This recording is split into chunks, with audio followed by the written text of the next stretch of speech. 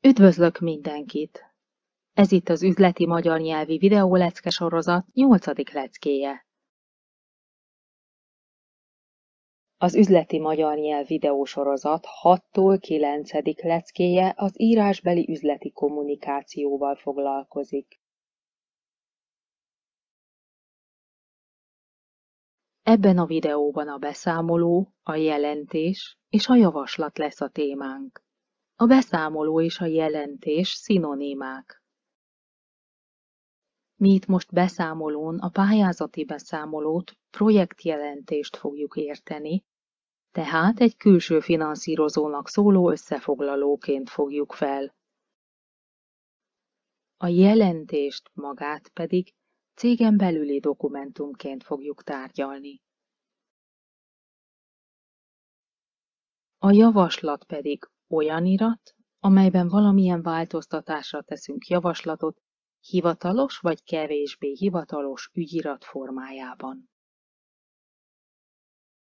Mindhárom itt tárgyalandó dokumentumra jellemző, hogy beosztottak készítik vezetők részére, illetve finanszírozottak a finanszírozók felé. Nézzük először a beszámolót.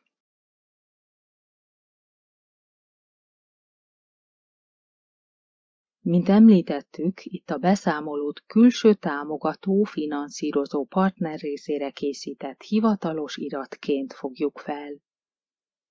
A dokumentum pontos elnevezését viszont a támogató adja meg a céggel, szervezettel, stb. Kötött támogatási szerződésben.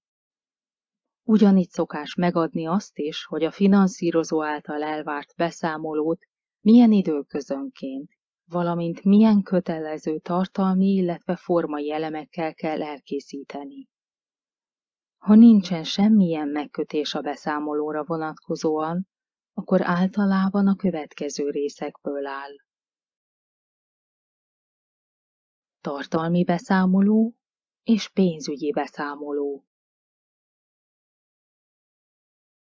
A pénzügyi beszámolóval itt most nem foglalkozunk részletesen, csak megemlítjük, hogy az adott projektidőszakban felhasznált pénzösszegek, kiadások, bevételek tételes elszámolása általában a vonatkozó számlák és szerződések másolatával a mellékletben.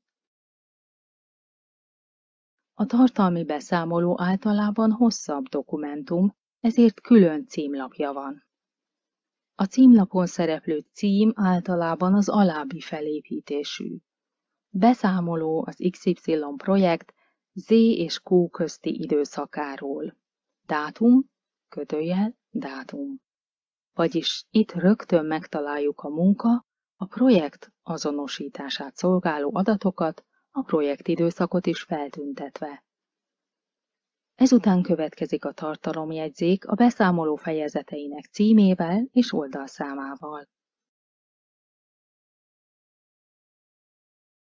Általában a támogató nyilatkozatokat is szokott kérni a projekt felelőseitől, például olyan igazolást, melyben a projektvezető büntetőjogi felelőssége tudatában nyilatkozik, hogy a beszámolóban szereplő adatok a valóságnak mindenben megfelelnek.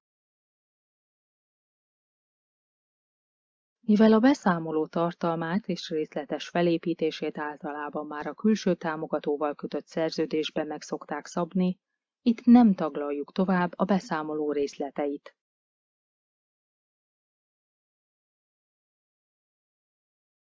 Nézzük a jelentést.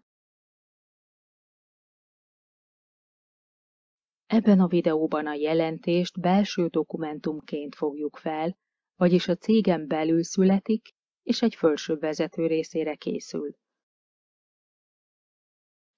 Tartalma. A projekt azonosító adatai, neve, kódja vagy száma. Futamidő. Ez lehet a projekt teljes, vagy pedig egy megadott részidőszaka. Az elvégzett munka adatai számszerű jellemzőkkel is, vagyis mit, miért és mennyit végeztek el. A hátralevő munka adatai szintén tartalmi és számszerű jellemzőkkel bemutatva, vagyis mennyi munka van még hátra. A tervekhez képest történt változások ismertetése és ezek magyarázata. Jövőbeli esetleges változások előrejelzése, illetve kérése. A résztvevők adatai. Az esetleges piaci eredmények, visszajelzések, vagyis a projekt, illetve projektidőszak sikeressége, eredményessége. És természetesen szerepelnek benne az iratokra általában jellemző olyan adatok, mint a jelentés készítésének helye, ideje, szerzőjének vagy szerzőinek megnevezése, aláírása, valamint a teljesítést igazoló vezető megnevezése, aláírása. Ez a dokumentum szervezetfüggő, vagyis különböző cégeknél különböző szerkezeti, tartalmi és vagy formai elemei lehetnek. Mindenképpen a projekt megkezdése előtt tájékozódjunk arról, hogy milyen adatokra lesz szükség a jelentésben, így a munka során könnyebben össze tudjuk gyűjteni a jelentésben szükséges információkat, mint utólag.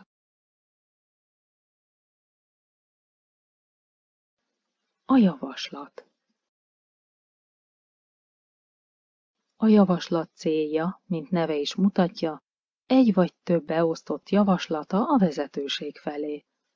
A javaslat irányulhat egy új projekt indítására, meglévő projekt módosítására, vagy a cég meglévő szabályainak, esetleg szerkezetének változtatására, stb.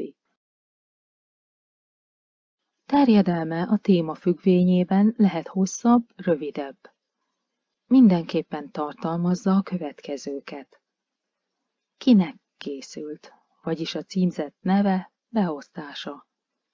Ki vagy kik készítették, név, beosztás, aláírás. Mikor készült, dátum. A javaslat tartalmi leírása. A javaslat elemzése, okok, indokok felsorolása, előnyök, hátrányok bemutatása. Ezek lehetnek szakmai előnyök, presztízs, anyagi előnyök, bevételnövelés, kiadáscsökkentés, hatékonyságnövelés, időmegtakarítás, vagy pedig a munkavállalói elégedettség növelését célzó intézkedések kérése esetén a munkavállalók elkötelezettségének növekedése. És most nézzük a tesztet. A teszt 3 kérdésből áll. Első kérdés. Melyik dokumentum irányulhat a munkavállalói elégedettség növelésére? A. Beszámoló. B. Jelentés. C. Javaslat. D. Mindhárom.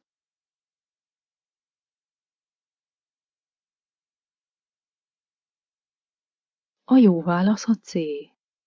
A munkavállalói elégedettség növelésének elérésére javaslatot szokás írni. Második kérdés. Melyik dokumentum vagy dokumentumok jellemző adata a futamidő? A. A beszámolói és a jelentésé. B. A jelentésé és a javaslaté. C. A javaslaté és a beszámolói. D. Mindháromban jellemző.